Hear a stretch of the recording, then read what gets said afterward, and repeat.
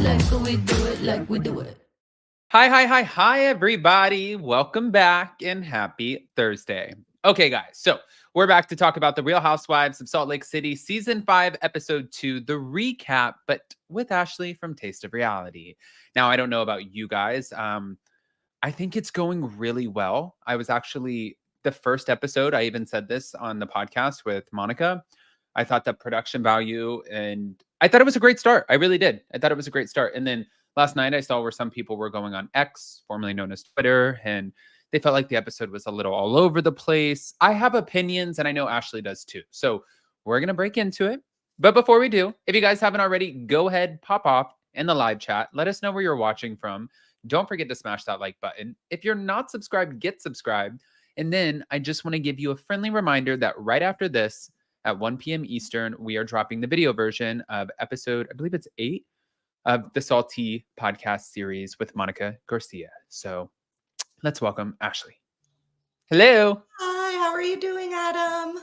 I'm good. How are you? I'm good. Glad to be here. I'm at my mom's house, visiting my mom for the day. I don't usually see you on Thursdays. This is where I usually am on Thursdays. I was going to say, where does mom live? But obviously that means Nevada. Nevada. Thank you for saying it correctly. So many people say Nevada, and no fault to them. The song about the states, they say Nevada in it. So a lot of people think it's Nevada, but it's Nevada. In our DMV, it has like the phonetic pronunciation, like that. We don't mess around here. It's Nevada. Nevada. It was funny because I'm like playing with Jason, pretending like I don't know how to say Albany. So I'm like, like Albany. And he's like, stop saying it like that. You sound dumb. Like, by the way, you guys, I have a fun story to share with you. Since Jason got home, and last time I saw you, Jason was coming home that day, right? Yes. Well, Jason told me I got you a present. And I said, oh my God, I got you a present, right? So just like really sweet, like a husband just getting his husband a present. Love this. He comes home with an iPad and says, like you're always wanting to watch Netflix and stuff in the bathtub. I think that this is the best way instead of bringing your MacBook. And then also it'll be easier for you to travel. And I was like, oh my God, that's so well thought out and sweet of you. I got him. That's so sweet. It was so sweet. But then my gift, which I have in my hand right now, I thought it was funny because sometimes in the morning when Jason wakes up, he looks like a cockatoo. He has like this little like mohawk thing. Cute. So I got him a chicken. Oh. And he says it's not a chicken. He said it's an owl. That's an owl. Are you sure? No, that's an owl, 100%. Guys, in the live chat, I need to know if you think this is an owl or a chicken. We're not going to sane wash this here. That's an owl, my friend. There is no indication of it being a chicken. Sorry, friend. That's an owl. It looks like a baby chicken. Look at its big eyes. It's nocturnal. Okay. I need you guys in the live chat to let me know about my chicken. Look at its feet. Maybe it's an owl that identifies as a chicken. I identify sometimes as a Rocky, Bang Bang, a Rachel, or a Cal. We're all just picking names at this point. I mean, oh no, look what everyone's saying. Yeah, sorry, bro. You guys are like destroying me with this. It's giving chicken nugget. Yes, Augustina. We can name the owl Chicken Nugget. I stand by that. It was at Angelica. I co-signed naming it Chicken Nugget, but it's an owl, my friend. Okay, all right. We're gonna Can we go back to something you said earlier? Yeah. What the heck is this X thing? Like, I know this isn't news, but like every time you say on X, like before it was called Molly, it was called ecstasy back in like the 90s, and we called it X before it was called E for ecstasy. So it went from X to E to Molly, or whatever the kids call it now. Molly's probably old. So like anytime I hear somebody say on X, I'm just like, huh? Yeah, well, it's kind of like Kanye went from Kanye to Yeezy to Ye, and Puff Daddy went from Puff Daddy to P. Diddy to Diddy. Don't forget Love. Okay. He was Love for a while. I used to wear Sean John shirts with pride. I loved that nonsense. I loved I mean, those were like my clubbing days. Like my clubbing days was to Bad Boy Entertainment. So I love that music, like with every like ounce of my soul. However, it doesn't hit the same. It doesn't. This is everybody in the live chat right now. I know. I know. I'm not proud. I'm not proud, but I used to love that. I loved it. I loved making the band to show on MTV. I was a fan. I know. It's okay. R.I.P. Diddy's career. Yeah. Because that's where, and also, by the way, he's on a hunger strike right now. I don't know if you know this. He is not eating in jail. And he's like, I'm not going to eat it. I'm not going to eat the food. But we all know eventually, while you're not eating, that's why, like, even when people get kidnapped and they stick them into like a basement and they only give them cat food, they're like, I'm not eating the cat food. But then, like, after like a week of not eating, they're like, give me the kibbles. Like, it's sad, but you have to eventually, you're going to eat. Anyways. Okay, guys, I know we're talking about Disney, but we're back to talk about Salt Lake City. If you had to rate last night's episode 1 to 10, 10 being the highest, where are we going? So not every episode is going to need to be a 10. In fact, I don't know if I could handle that. I'm not saying, because I gave it a 9.5 week 1, and that's exactly where a premiere episode should be. This was a lot more mild. It was a lot more demure, a lot more cutesy, may I? But yeah, I would say it was a solid 7. And I was going to give it a 7. Yeah, solid. And that's exactly where like this type of episode should be. You need balance, and it wasn't boring. It wasn't slow. I was engaged the whole time, but we can't, the fireworks, we have to have it. We don't need it every episode. It needs to be paced out. It needs to be paced out. No, that makes sense. And, you know, also I think in this episode, it was a lot of, the first episode came in pretty explosive, but I think this episode, we needed to find out a little bit more of a backstory on Bronwin. We needed to meet the husband. We needed to kind of see what that dynamic was like. You know, we needed to catch up with Meredith and her family. And, you know, like there were things that needed to be done in this episode. And I felt like it gave that. I told you Maylee Workman is not getting any screen time. I told you nothing, none. Wow. You know, it's so funny because she was in one of the shots yesterday and it didn't have her name under it. And I really, really thought it was Angie, because just everybody kind of, you know, once you start the Botox and everything starts to kind of look similar. And I was like, oh, wow, Angie looks really different. Like she looks pretty still, like very pretty, but like she just looks different. And then I was like, oh, that's that other girl that I forgot about. And she seems so sweet, but. Yeah, but I also think, by the way, I'm just going to say this really quick. Vicky said, Adam, you were in Rick and Kelly's comments this morning, FYI, with the emoji, and that makes me think it was bad. Please just clarify on that, because we're friends, so I don't want that to Ooh, dying to know. Yeah, now I'm dying to know, Vicky. Thank you. But back to what you were saying about Maylee.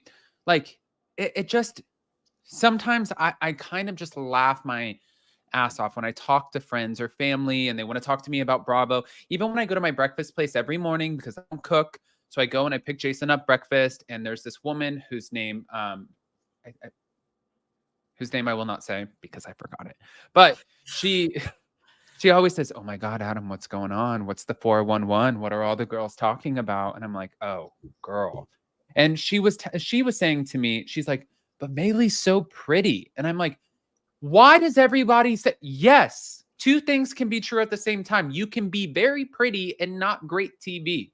Just because you're pretty does not make you great TV. Like, that's not, everyone always says the same thing. And I'm like, that's not. I think that's because all we know about her, because we don't know anything about her. All we do is see her. So really the only commentary is one, she seems like a really good friend, the way she supported Whitney on episode 1. She seems to be like a rational, kind, nice person based on her behavior yesterday at the table, at the dinner table. And she's pretty. We don't know anything else about her. So I think that's just where the conversation's going to go. What else is there? Yeah. No, I agree. I don't think that. And I believe that they also halfway through, I think that they kind of toned down the filming with her. I don't know. That's a shame. I don't like the fact that somebody is considered boring or bad TV because they're like normal. I feel like you do need to have normal type, non gigantic personalities. I feel like there needs to be some balance because that's a real friend group, right? Like we have a friend group. Let's look at Sex in the City, for instance. There's a Carrie, there's a Samantha, there's a Miranda, there's a Charlotte. They all have their place. And I feel like their different personalities are very representative of a lot of friend groups. So Right. you kind of need the quieter person, the Charlotte maybe, who's not the Samantha out there making the big, But conversations. if you're going to do that, though, then you have to do it in a very Dolores way, where you have the ability to get in and get out, and you have the Yes. ability to place with, like, there's still an art to that. Yeah, you still need to be in the mix, but you can still be a voice of reason without being like a really over dramatic character. Like, if there's too many of those big personalities, it becomes too much, in my opinion. As a person with a big personality, I realize it gets overwhelming. It gets overwhelming. Well, also, we're going to get into it. We're going to get into it. Now, we start off You can do whatever you want. It's your show. Remind me Heather Gay in the performance of it all, because that's what I was going to get into. Taking notes, Heather Gay. So we start off the episode with Bronwin and her dog in Lisa's car, and they're going to pick up Heather Gay. And Bronwyn said some stuff about Whitney. And to be fair, I didn't think what she said was, she pretty much just said it felt like an Alexis Bellino, there's the door, Shannon Bador moment. It felt like a performative moment, which, she said, you want the healed Whitney? Here it goes. And I'm held. It did feel like a very performative moment, but also they all do it. And this is Bronwyn. I don't think that she's speaking out of like really insulting Whitney in this moment. I think for her, she's like, okay, this was nuts. And she's still getting her footing with the cameras being around and how eccentric everybody is once the cameras turn on, right? Because they're filming a TV show. And I think that she is observing it from that standpoint, like this just felt very performative. It felt very like over the top. And I was like, oh my God, this is going to be iconic. I didn't think of it as a diss. And Heather, all of a sudden, while they're talking about this, Heather just gets this look like, and you can see her gears are spinning. Like she's like, oh, I'm going to turn this into something that it doesn't need to be. And I was like, that's the production. She's producing herself. She's producing herself. It's even like every time, which kind of comes off like, and I used to be such a Heather stan. It's coming off now like a little annoying. Like even, her sending the video being like, everybody, we're going to walk a tightrope and hug and family. And it's all over the top. And then when she's sitting at, the table at the end, when they're all talking and she's like, Whitney, it's like, this is also way over the top. Like you're doing the most right now. You're giving us a 10 and we don't understand why you're giving us a 10. It's just very performative. It didn't make, I honestly, I didn't say anything wrong with what Bronwyn said. She literally was talking about somebody in the friend group. She shared her opinion. She even shared that opinion with Whitney. It wasn't like hey, I'm saying this behind your back. I don't feel it was meant that way. The way she communicated her intentions or communicated the conversation to Whitney, I felt was very accurate. I don't feel that she was hiding any behaviors or carefully wording something to sneak.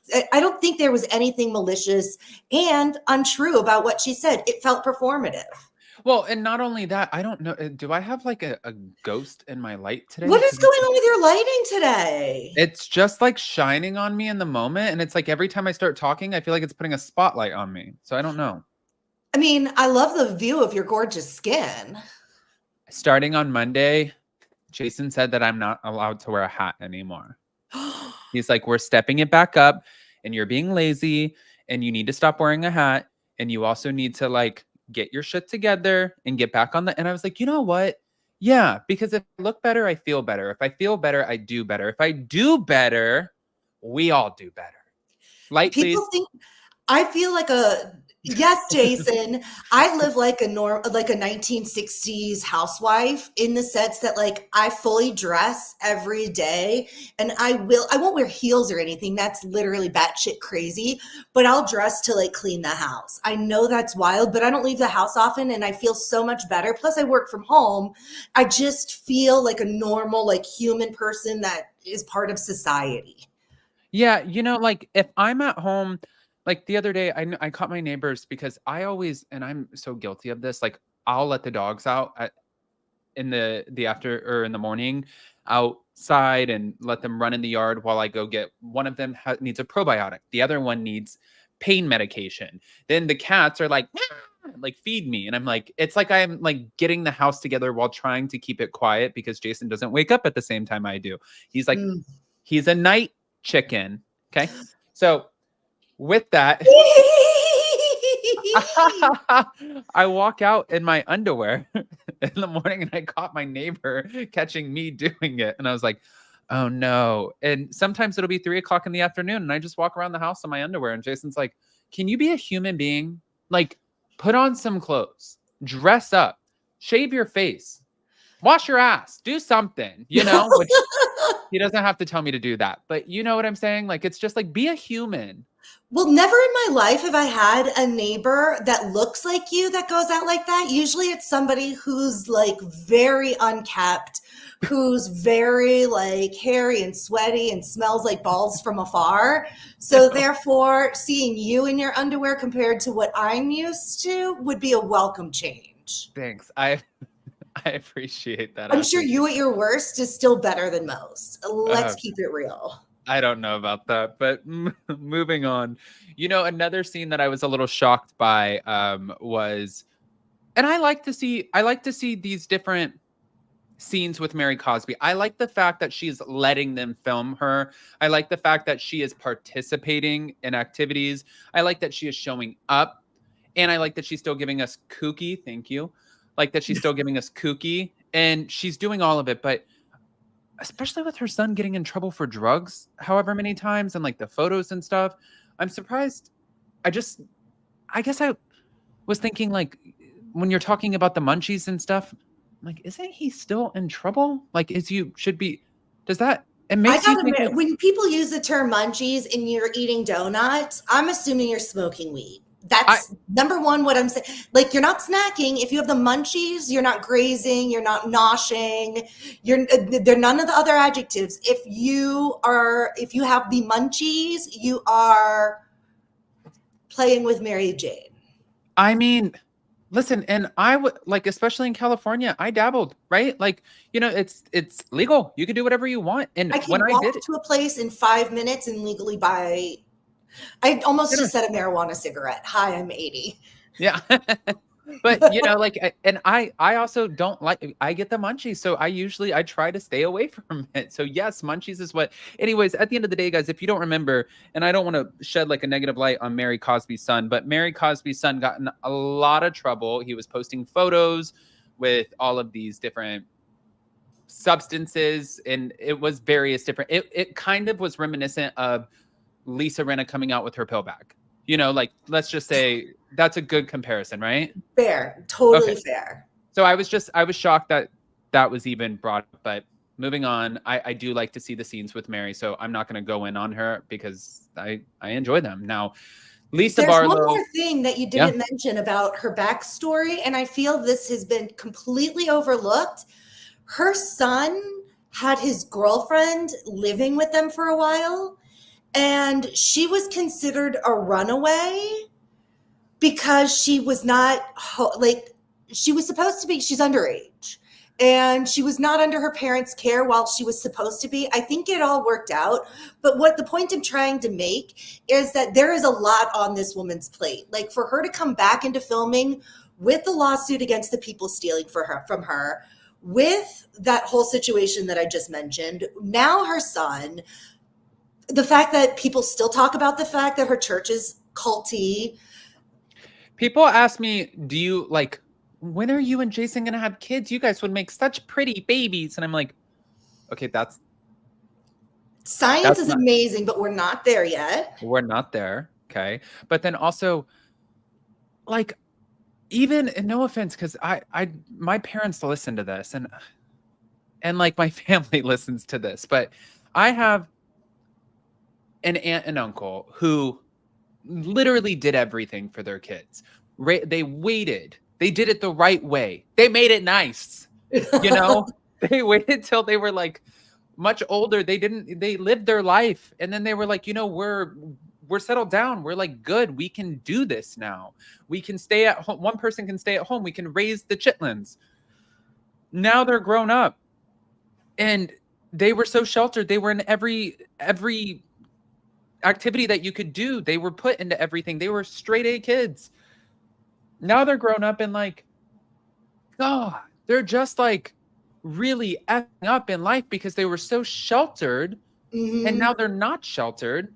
And now they're just like, I'm free. And now these people, the parents, have like this kind of headache and fear. And I'm like, kids really just like, I feel like kids, you know what I feel like kids do to you? I feel like it's like when the president starts off their term, like year one, and then it's like, this is how it started. And then this is year four. This is when they're exiting the White House. And then like whoever's the president, especially with today's time, at the end of their term, they're going to come out and they're going to look like Albert Einstein. Like I think during these times, I think all of us are coming out aging tremendously over 4 years. Like it's just so chaotic. It's chaotic. Yes. But it's insane. Oh my gosh. You mentioned Heather Gay. You wanted me to come back to Heather Gay? Oh, that's at the end. I'm going to hit that okay, one. Well, no, actually, no, I hit it because it was the performative thing. And it was. Oh, okay. Just making sure. Yeah, I'm absolutely not. I was not, I didn't see anything wrong with what Bronwin did. And if anything, I don't like Heather and I love Heather. In fact, I think her book is by far, I would say the best housewife book that I've read. Really?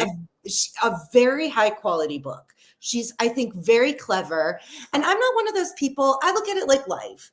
I don't always agree with anybody on anything. For instance, my husband and I disagree on things. We see things differently. My mom, my sister, there's no like religion, political party. Like I just don't fit into every single box with it. Like that's just life. And I feel that like we want these like perfect housewives and whatnot. And I'm like, I love Heather, even though I don't love every moment of Heather. I didn't love the black eye thing being drawn out so much. It was just too much for me. The back and forth, not getting any answers. I think Heather is a wonderful housewife, but we're seeing this production, and we heard about it in the news this week with the new Roni. Rebecca Minkoff is coming in. Jenna Lyons, she went to Jenna saying, hey, I think we should have like a fashion feud. And Jenna put that to bed. She was like, go to sleep. We're not fake fighting. Like, that's not what I'm going to. She disengaged, let's say. She's like, I'm not an actress. I'm Jenna Lyons. Right. That's not what we want.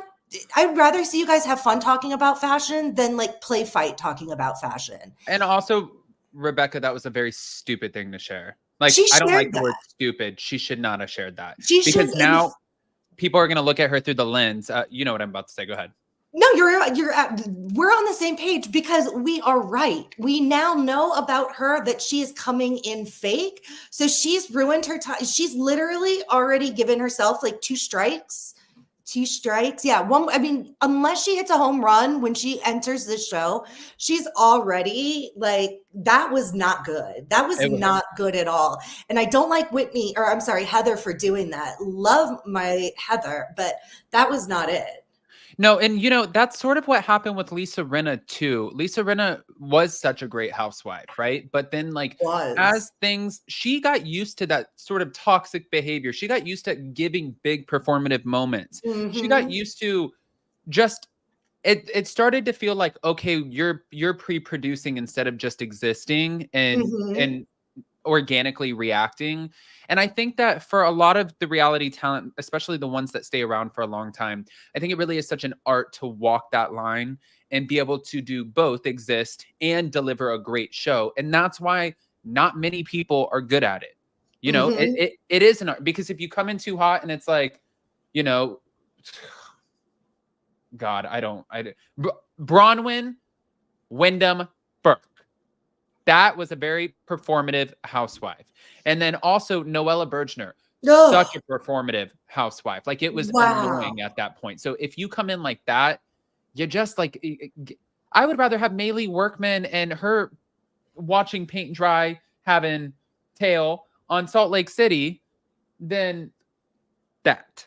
Yes. Yes. Yeah. Yep. I'm not mad at you. I'm with you 100%. Yep. Okay, so now while they were in the car, Lisa ends up getting a call from Angie. Angie wants to meet up, and Lisa Barlow and Angie Katzenabas met up to talk about the night before. Well, when they did, I don't even know how this went so left. It just went left. Like, I don't even know what happened in this conversation. Angie was very cool and composed, and she's like, I think that you talk over people. I think you know, like you're aggressive sometimes in your delivery. And Lisa just got very like, this is me. I'm Lisa Barlow. I talk with my hands. I talk over people. And this is me. And I'm in my late 40s. And this is who I am. This is what you see is what you get. And I'm not changing it, Angie. I'm not. And like at all. Yeah. And I'm just like looking at Lisa and I'm like, that's fair. That's fair that you're saying like, that's you. And you kind of get, this is what you get. But then also it's okay not to talk over people and be in their face all the time. That's okay. That's called growth. So Lisa Barlow, while it is fair that you're acknowledging this is you, we can experience some growth. We can exercise growth. That's okay. Being a better version of ourselves is always the goal, right? Yeah, that's what they say. I'm still working on it. You're trying. I'm trying. And I'm going to start on Monday without my hat. So it's going to be great. Good for you. I'm realizing that I'm like 2 weeks late on a haircut and it shows. Like, oh my gosh. I just got mine. And Jason's like, what was the point? So also back to it. Meredith ends up sharing that we're having a bat mitzvah. I love this journey for her. I've mentioned Sex in the City before. I mention it again. It reminds me of Charlotte on her journey when she meets Harry. And she, I think she was Presbyterian possibly. It doesn't matter, but she switched to Judaism. And it reminds me of Charlotte's journey. And I love this for us. I love the family's different reactions. Because like Seth is like, that is the most beautiful thing that you could have told me. And it's so much better than this culinary sex that's happening in my mouth right now with this shakshuka. And I just fucking love you so much, Mare. I love you. Which I'm like, oh, they're so cute. I love them. But then I'm going over to like Brooks and Chloe and they're like, aren't you a little old for that? I'm like, God. Like, it was just such an honest family moment. Like, of course, the older person, the person with like more generational pride, just at that point in his life, obviously over teenagers or people in their young 20s, just such a different experience. And those kids were just so honest. Like, they're young people, they're older teenagers. I think Brooks is in his early 20s. They're young. That's how they're going to respond. I found it hilarious and just very charming. And you know, in these families, they have so much money and they're so elaborate and the opulence and the extravagance, but they're normal. They have these normal conversations. The kids roast their parents just like we give our parents a hard time. And I love to see that. They really, I mean, it is true. Like we all do this to our parents. I give my mom shit all the time, but also I was a little, and I know that this doesn't really have anything to add to the story, but like I was a little surprised, like Meredith was casually like, you know, when we had Reed's bat mitzvah in Israel, I'm like, what? You went all the way there? Because I think that's usually like a big party, like a big party. Mm-hmm. So did like the whole family just fly to Israel? I don't know. These are some rich bees, babe, specifically Meredith Marks. This is some money. The renter. And I love me some Angie K, but I am so over people saying renting is like as an insult. Oh, you're a renter. I'm like, do you know that half of this country are renters? Like that is, and I mean, hello, these people are not in tune with the rest of the world, but people are happy to be able to be a renter. What if you're not a renter, chances are you're on the street, and being a renter sounds pretty effing good. I hate that being used as an insult. Yeah, I think it's just, you know. It's classist. Yes. And we want that upper echelon of housewives, and we want to be able to enjoy that because it's like something that we get to check out and sort of check into a life that feels so at times unattainable, like, you know, the big mansion in Newport. But then like also Heather Dubrow wouldn't say like, you're a renter. You're a renter. Like she was even nice to when she walked it or she saw Gina's house, the townhouse, she was like, this is fabulous. And you know, You've she's done like so thinking well. Yeah, she was amazing. she's like a little smaller than my closet. Fabulous. Great. She didn't say that, but you know, she's like looking at it like she's like, whose kitchen is that? What? That's for everybody? Is that the housekeeper's kitchen? Yeah. The prep kitchen in the back that the people don't see? Yeah. Vicky Torres said, the question is, why is she renting? I want to know. I've talked to her about this and she's very honest about it. The reason that she rents is because she doesn't know where she wants to be. She doesn't know if she wants to, like her, you have to think about it, you guys. Her husband works in a different state. The only thing that really ties her to Salt Lake City is her store is there, which she could change that tomorrow and move it to New York or anywhere else. And also she has the show, but her kids are living in New York. I believe Chloe's in New York as well. Brooks is filming a show in New York. He's going to school in New York. Seth's in a completely different state. She doesn't need to buy a house. And then when she's not filming the show for the 3.5, 4 months that they film, when she's not filming it, she goes to Boca. She goes to like Italy. She goes to Greece, France. She goes to LA. She goes to New York. She goes anywhere she wants. And that's why she's a renter. Well, and I think a lot more people rent on these shows than we would think, only because of privacy. And if you have kids, you don't need people showing up to your neighborhood. I mean, more and more people are renting houses for filming reality. And I think it's sort of disappointing because you want to see their life, but at the same time, safety is paramount, especially when children are involved. Yeah. Like, yep. I was going to say. Yes. Yes. Can I get an amen? Speaking of somebody who's not renting, guys, we're going to go over to Bronwin because we got to meet her and her husband, Todd, who was the CEO of Palm. What? Palm Pilot? Yeah. Are you too young to remember Palm Pilot? No. Okay. Yeah. No. I remember the Palm Pilot. Oh my God, because it was huge. It was the big. It was the torch. It really was one of the biggest things. Like at the time, it was kind of like the iPhone of that time. Or exactly. What did BlackBerry come in and push out the Palm? I believe so. Yeah, but for a moment, it was the moment. For a while, it was significant. It was a huge cultural shift when we were able to get that Palm Pilot in our hand and it was electronic and it was to go. Amazing.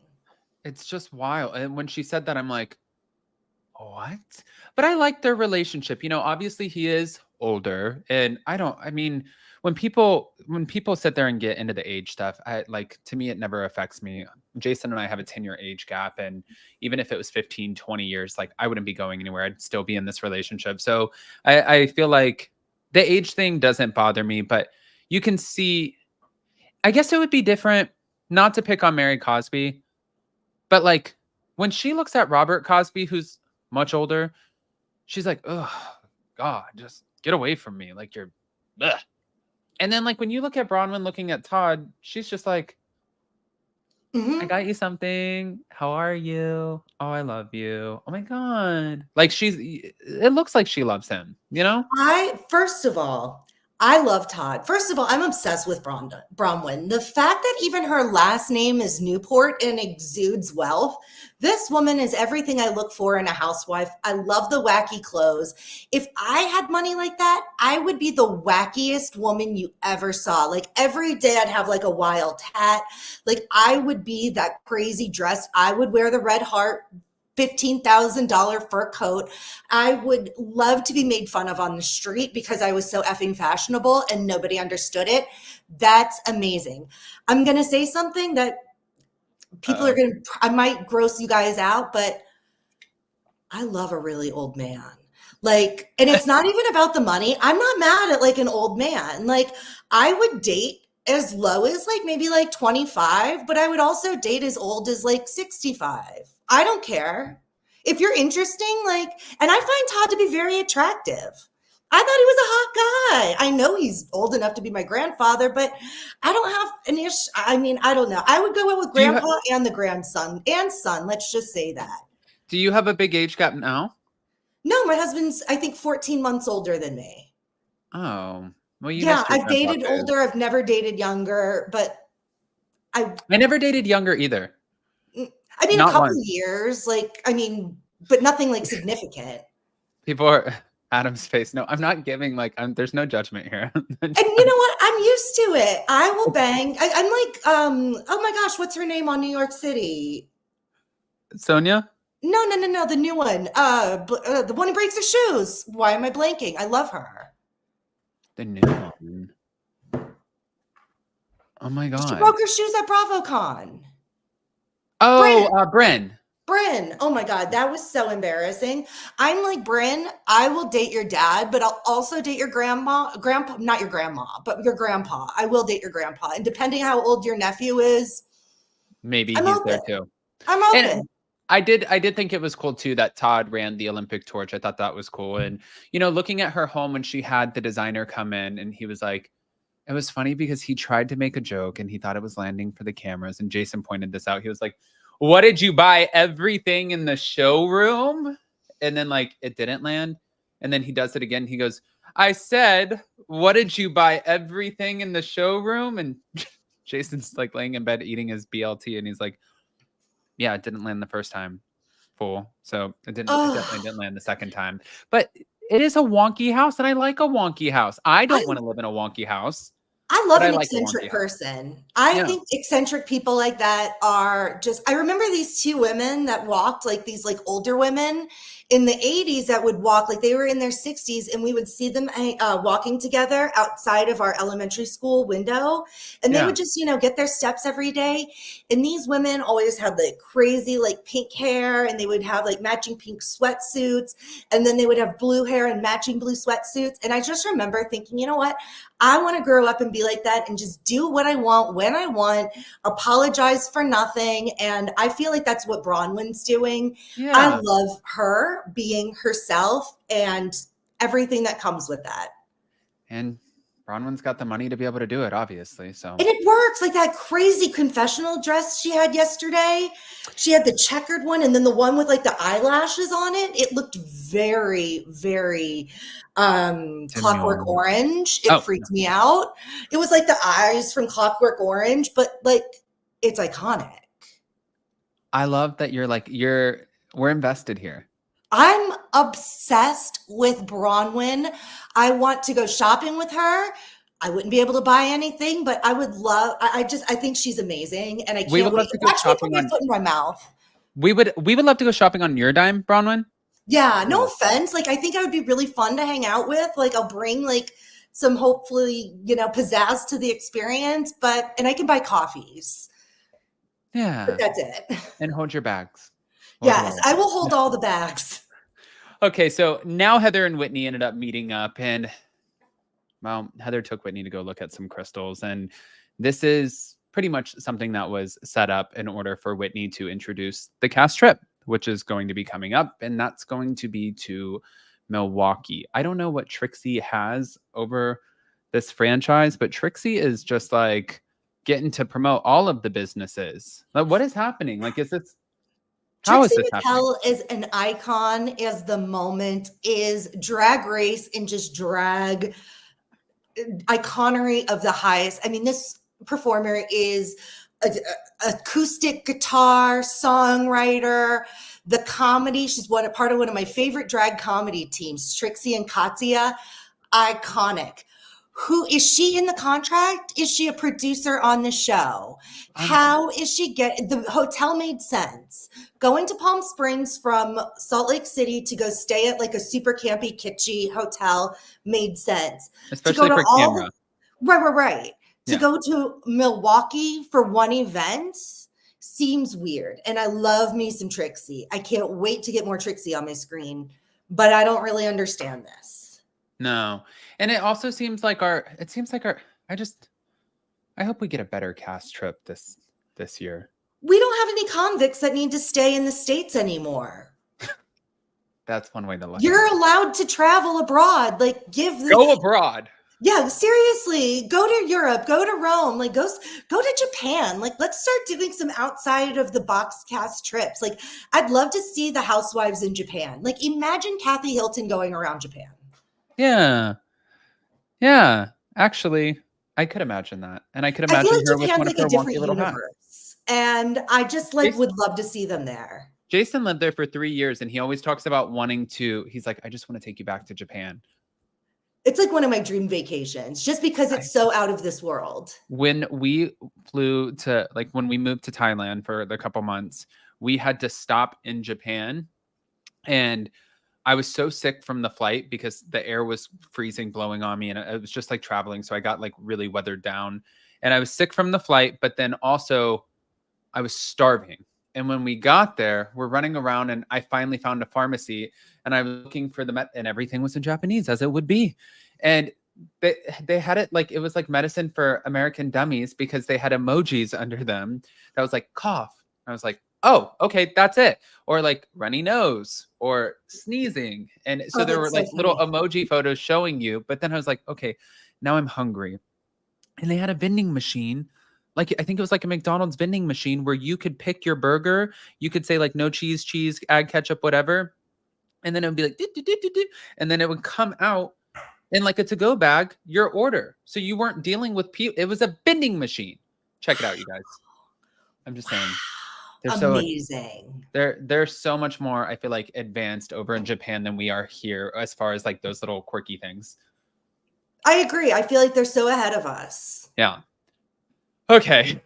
So we're going to Milwaukee. Now, Milwaukee. If you're buying somebody's bath bomb and you had to choose one, are you choosing Whitney's or are you choosing Meredith's? I'm going to sound so shady right now, but I taught kindergarten for a year. And for Mother's Day, we made bath bombs for our moms because it's so easy to do. It's literally like simple ingredients from around your house. So I would never buy a bath bomb because I could literally make one in my kitchen right now in 2 minutes.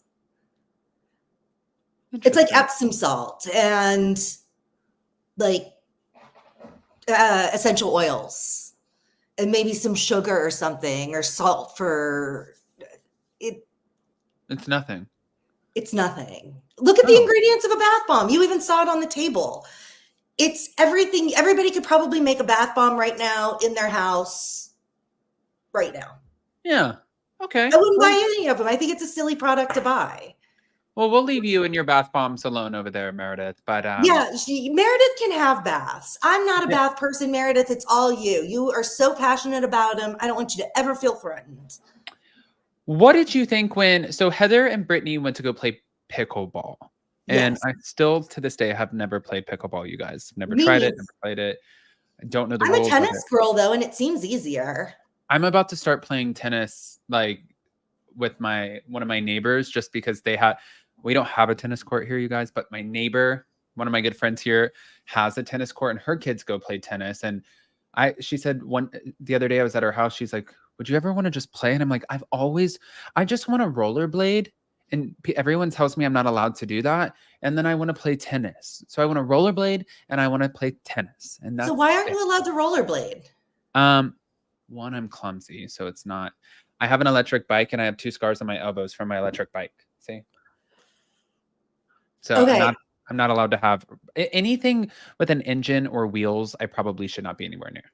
2 years ago, I was riding an electric scooter at the beach and hit a patch of sand and like flew up and over the scooter and fell on concrete. I have a really gnarly scar because I have like a fake wrist now. Like my wrist is like not a wrist, like it's faux, and I broke my knee also. So I am also a person not allowed to go on anything motorized. If I wasn't wearing a helmet, I would have probably died because my helmet like split in two.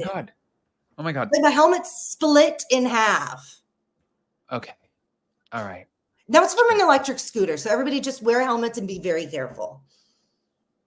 Or just play pickleball and stay away from the scooter. Or play pickleball. Yes. So you know what? Just go and don't even worry about rules. Just go and hit the ball back and forth and just have fun and talk. I was actually interested though, like in seeing first of all, Brittany's on again, off again boyfriend, super hot. So we all get that. And he's known as like the Mormon Prince William, according to Heather Gay. But when he called her best friend, I was like, and she was bragging about it. That was the worst part. Like, she's the one who started this. Like, she started the conversation saying, like, oh, we're in such a great place. Like, he just friend zoned you publicly. Like, how do you not get that? I mean, if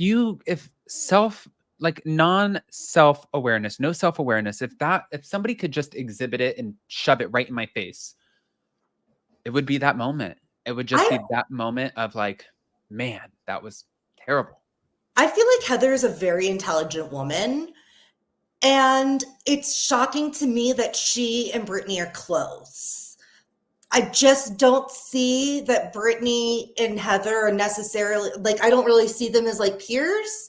And Yeah. I don't think like Brittany's like funny enough or interesting enough to make I don't that think that gap in cleverness, maybe. Like, I kind not of so don't happy. think that they were friends. Like, I Is think this like we're on a show together now, we're hanging out? That like, makes sense. yeah, like Leah McSweeney, Ebony K. Williams, and even like Whitney Rose bringing in Maylee Workman, like they weren't friends, Right. you know, like at least those two feel like friends. Like, this whole Heather Brittany thing does not feel organic.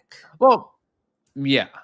But the Lisa and Bronwin, like that kind of even feels like friends, you know, like because the kids Oh, are yeah. together, you know, so like 100.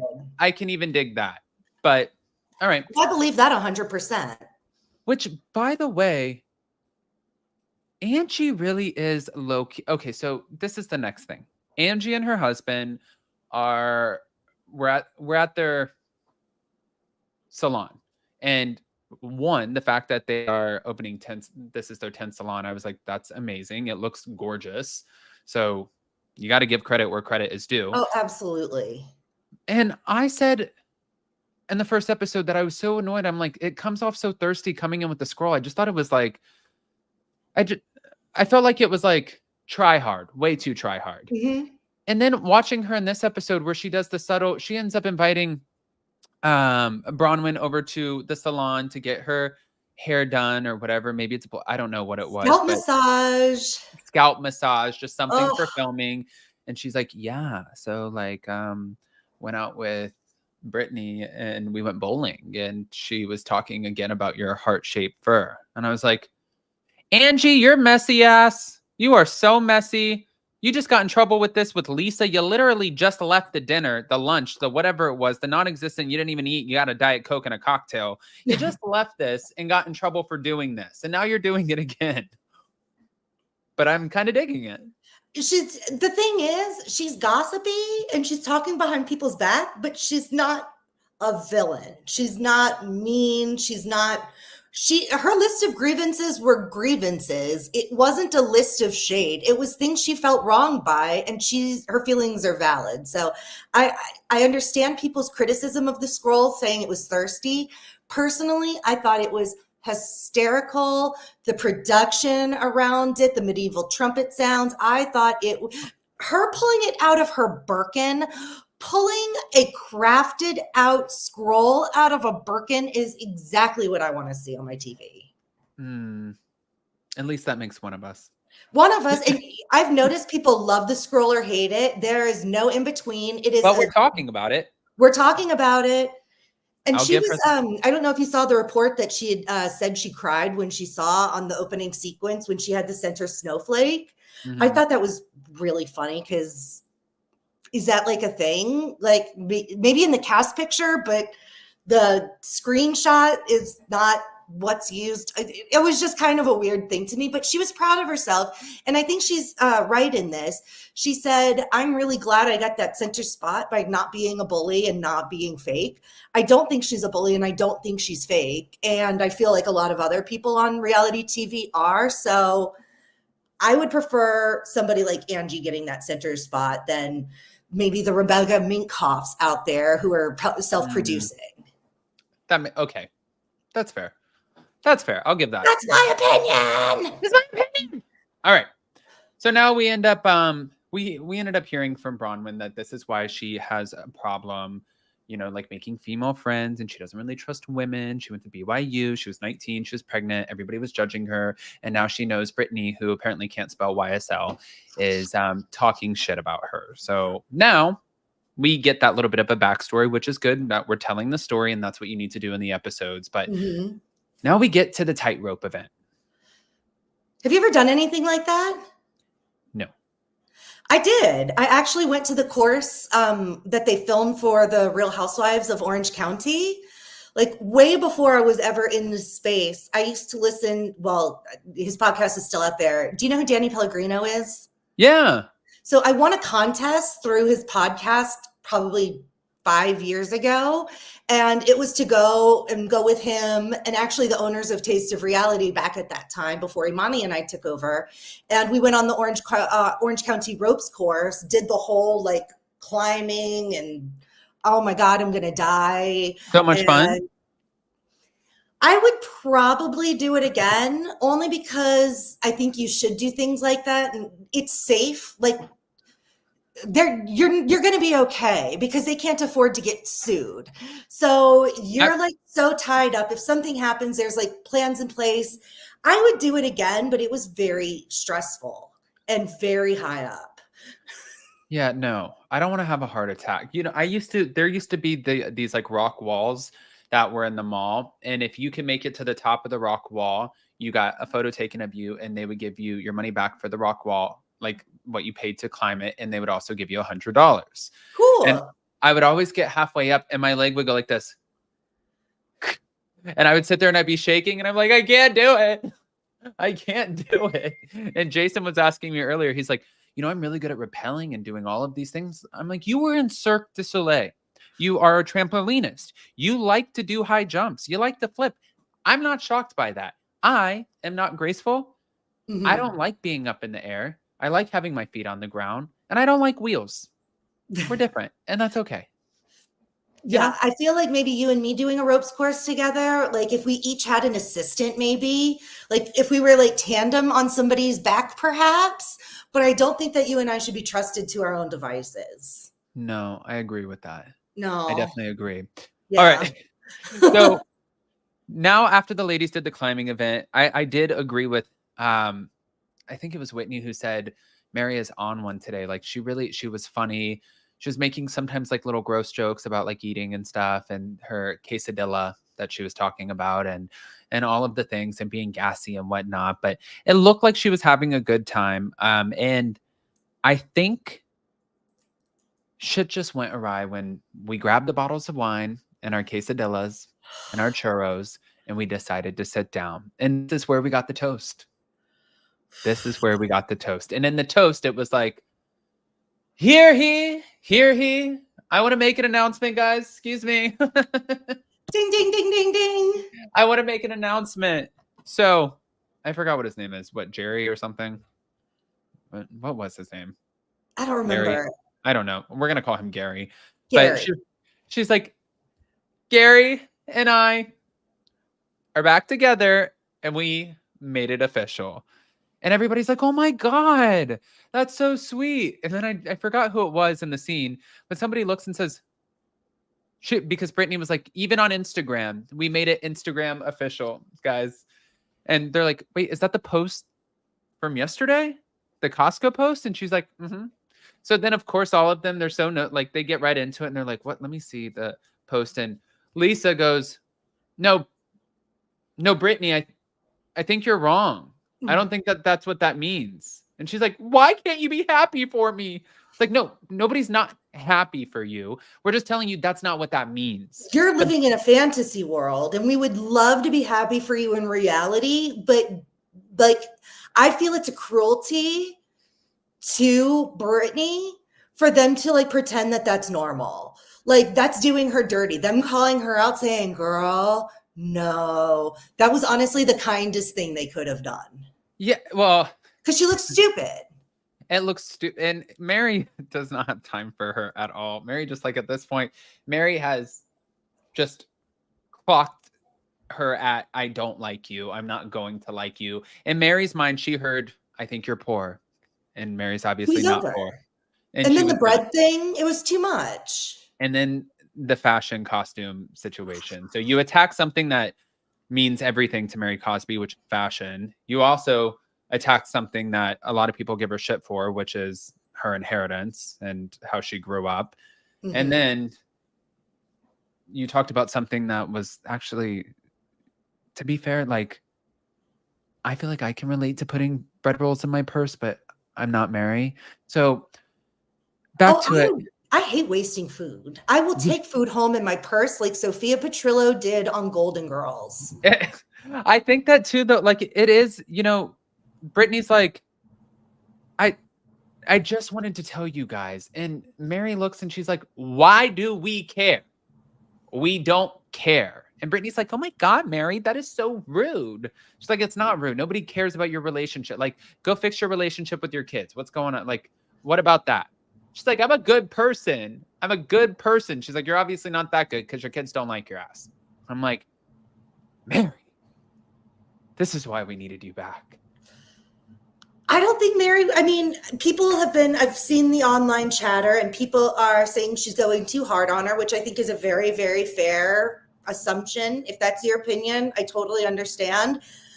If you don't like somebody, sometimes you're just not going to like each other. And at this point, I think it would serve Brittany best if she just would leave Mary alone. But it feels like she just needs this approval from her for some reason. They and I all think Mary, do that with her. Yeah, but like, Mary is one of those people, leave her alone and she'll come to you when she's ready, exactly as evidenced in her relationship with Angie K. Yeah.